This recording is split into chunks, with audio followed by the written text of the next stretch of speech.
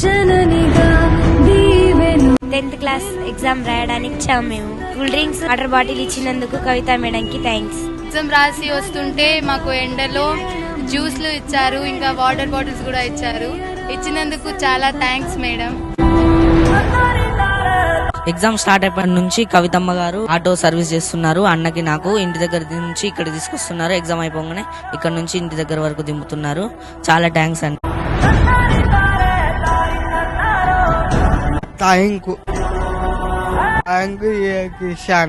ఈ రోజు మన మహబూబాద్ జిల్లా కేంద్రంలో మాలోత్ కవితమ్మ గారు, కటికినేని హరితమ్మ గారు సహకారంతో టీం నిహాల్ కృష్ణ ఆధ్వర్యంలో పౌరత్వ విద్యార్థులకైతే ఉచిత ఆటో సేవలు అయితే పెట్టడం జరిగింది. కటికినేని నిహాల్ కృష్ణ గారి టీం ఆధ్వర్యంలో మేమందరం కవితమ్మ మరియు హరితమ్మ గారి నాయకత్వంలో ఇవాళ 10వ తరగతి చదువుతున్నటువంటి సుదూర ప్రాంతాల నుంచి వచ్చినటువంటి వాళ్ళందరికీ కూడా ఉచితమైన ఆటో ప్రయాణం ఏర్పాటు చేసి వాటికి 4వ రోజు జయప్రదంగా నిర్వహించుకున్నాం. ఇందులో భాగంగా శ్రీకర్ అనేటువంటి విద్యార్థి, అతను మానసికంగా కొంత వికలాంగుడు. అతనికి కవితమ్మ ఇవాళ మేము ఉన్నటువంటి మా సేవా కార్యక్రమంలో భాగంగా ఈరోజు మాంటిస్పూరి స్కూల్ దగ్గరికి వచ్చి స్వయంగా వారికి 2 జతల బట్టలు కూడా వారికి ఇవ్వడం జరిగింది. ఎస్ఎస్సీ విద్యార్థులు ఎగ్జామ్స్ అవుతున్న సందర్భంగా అభిమాన నాయకురాలు కవితమ్మ గారు ఒక మంచి ఆలోచన విధానంతో ఏదో ఒక సొసైటీ మంచి చేయాలనే కాన్సెప్ట్ తోటి చాలా ప్రతి సోషల్ యాక్టివిటీస్ చేస్తున్నారు.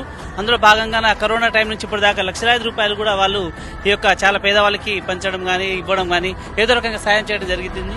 అందులో భాగంగానే వారి ఆదేశానుసారంగా కవితమ్మ హరితమ్మ వారి ఆదేశాలతో మేము మహబూబాద్ జిల్లాలో ఒక 4 సెంటర్లలో మేము ఒక 20 ఆటోలు పెట్టి మేము ఉచిత విద్యార్థులకు సర్వీస్ చేయడం జరుగుతుంది.